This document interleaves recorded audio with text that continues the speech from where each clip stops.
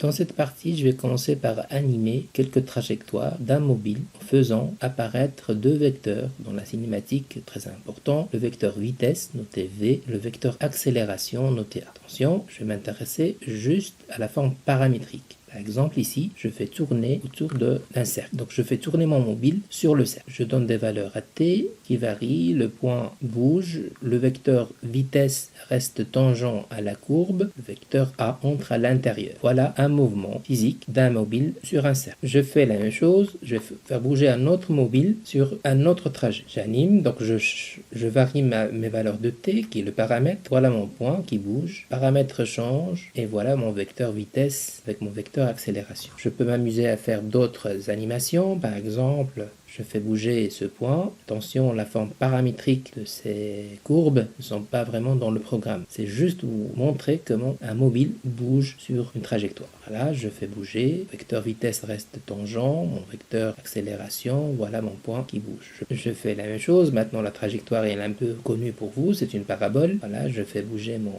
point. Voilà, le point qui apparaît ici dans cette région. Mon vecteur vitesse reste tangent à la courbe. Le vecteur accélération bouge. Alors tout ça, je le fais pour introduire un mouvement plus simple, plus facile. La trajectoire est une droite, donc c'est une forme paramétrique d'une droite. Et on va voir comment ça se passe avec ce vecteur vitesse et ce vecteur accélération.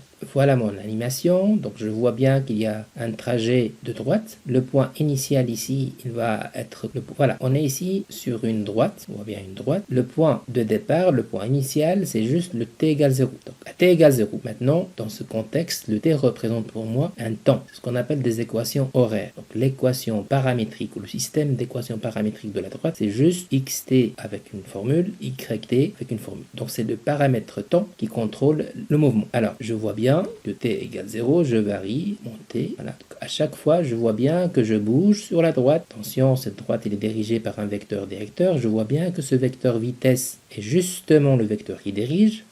Par contre, l'accélération est un point, ça veut dire que c'est un vecteur nul. Donc voilà un mouvement avec une accélération nulle, vecteur nul, et un vecteur qui reste dirigé vers le vecteur directeur. Donc ce qu'on peut dire ici, en tout cas l'objectif de l'animation, c'est le vecteur vitesse est juste le vecteur qui dirige.